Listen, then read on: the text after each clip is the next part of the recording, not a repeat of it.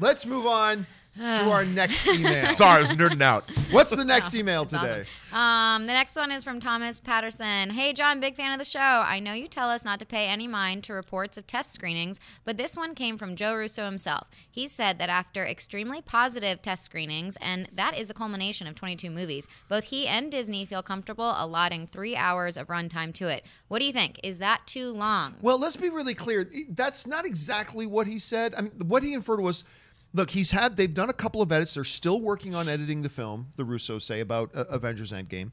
They've done 3 test screenings for it, they've said. And he said the first 2, nobody left once to go to the bathroom. So that's wow. Good. But remember, it's coming from the guy who directed the film. So, of course, he's going to have a positive spin. Now, the other interesting thing was, look, there's been a 3-hour and a few minute plus cut. They've had I believe at one point they had a 2-hour and 45-minute cut. And he says right now, we're not done editing yet. He goes, right now the cut's sitting at about 3 hours, but they're not done editing yet. So, I mean, they could very well, remember, when we're talking about being in the edit, it's not just about, oh, we'll shave off this 1 second here, 1 second there. They may decide to edit out an entire C-level sub-storyline. Okay, just take that out. They don't have that much time. No, but they can take out 10, 15 minutes of whatever if they want, or it could come in at 3 hours. Now, let's put this into perspective right now. The longest MCU movies to date, the 5th longest one is a tie between Winter Soldier and Guardians 2. They clock in at 2 hours and 16 minutes. The 4th longest one is Avengers Age of Ultron at 2 hours and 21 minutes. 3rd is the original Avengers, which was the longest one for a while, at 2 hours and 23 minutes. Then Captain America Civil War, 2 hours and 27 minutes. And the longest one to date was Infinity War, coming in at 2 hours and 40 minutes. So, theoretically speaking, even if they shave 5 or 10 minutes off, or maybe they add 5 or 10 more minutes, but either way, it's looking like this movie is going to come in and be the longest running thing. Now, in general, I don't care about how long a movie is. Generally, I think comedy's good average thing is about 90 minutes. I think some stuff like this, 2 hours 10, 2 hours 15, but it all depends on the individual movie. Right. And this is... And I generally like to lean towards shorter, but this is, as the Russos pointed out, it's the culmination of the 22 films. I mean, you got to think there has to be a little bit of wiggle room there to give them a little bit extra time. And regardless of what the runtime ends up being, it looks like this is going to be longest. Do keep in mind, there was early reports that Thor Ragnarok was going to end up being the longest. And then it didn't even come in the top 5. By the time they did their final edit on it, they cut 20 minutes out of it. So that could happen here. But right now it looks like the course is set that Endgame is going to end up being the longest of the films. Rob, your reaction as a fan to hearing, number one, what the Russos are saying about the test screenings they've had. But number 2, how do you think about the runtime stuff? Well, I got 4 words for you. Return of the King. 3 hours. That was the 3rd movie. It was a culmination movie. It ended 4,000 times.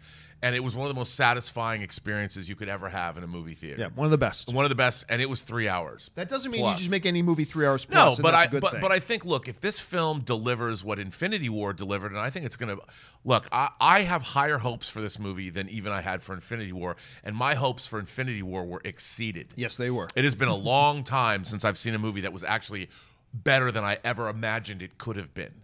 And now I'm hearing people going, "Now, what is it? You know there's no drama because they're just going to make another one." I'm like, Destroyers of Joy, man.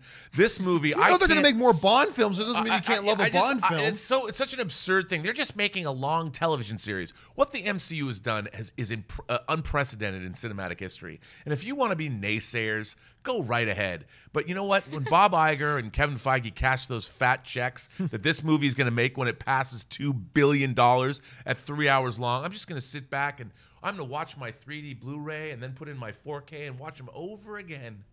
That's what I'm going to do. And I can't wait. 3 hours, baby. Bring it on. What about you, Ashley? Like, as somebody, you go to the movie theater, where do you generally like to lean towards as far as the length of films generally? And what's the longest film you've generally kind of watched that you really enjoyed?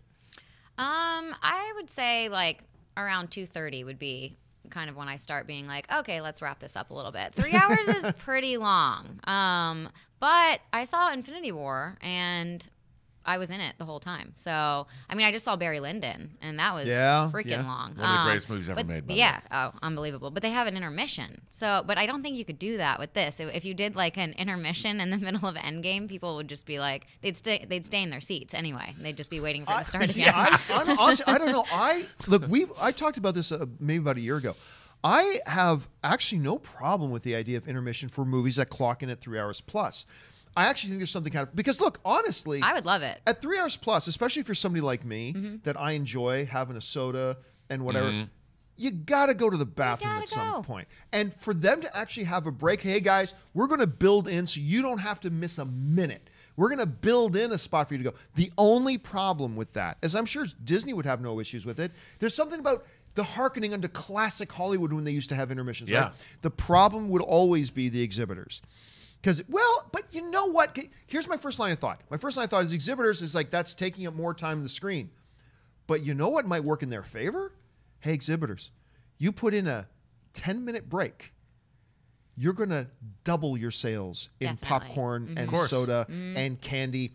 This could be advantageous. So, I don't know. There's no talk right now of an intermission, but if this thing clocks in at over 3 hours, I would love to see an intermission. But you know, when Age of Ultron opened, I couldn't get to it. I went and saw like a 2 a.m. show at the Cinerama Dome because it was playing for like 24 hours. And I'm like, I kind of want to see, I know I'm going to want to see Endgame probably like 6 times in the opening weekend. I don't, just have 24-hour screenings. I just want to go see it again and again. I really hope, because I'm going to be sitting beside a mopey mess if this movie isn't good. You're going to be impossible to sit beside if this movie doesn't live up to your expectations. My expectations for this movie are to infinity and beyond. Let me tell you. Well, I mean, hey, yes, they are. And like I said, I'm the guy who generally says, no, don't make your movies 3 hours. But in this case, it's wrapping up 22 films. Right. Yeah. Yeah, I love the idea of an intermission, though. I love that idea. Well, that way, then give it an overture too. So you've got a musical overture, because movies that had intermissions usually had an overture. Then the movie starts. Then we got, throughout the intermission, there's a great piece of score. And have Danny Elfman do the overture. And that would be a terrible idea to do a part 1, part 2. I mean, yeah, it wouldn't be. Because Infinity War is part 1. Not really. Remember, yeah, you're right. You're right. Like the Russo brothers have said that ad nauseum. These are 2 separate movies. This isn't part 1 and part 2. But at this point, I think it would just piss everybody off if you suddenly said, we're going to give you 2 hours. Now, I think people are wanting this big, epic kind of wrap up. Return of the King. It's going to be interesting to see how that turns out. All right, let's move on to email.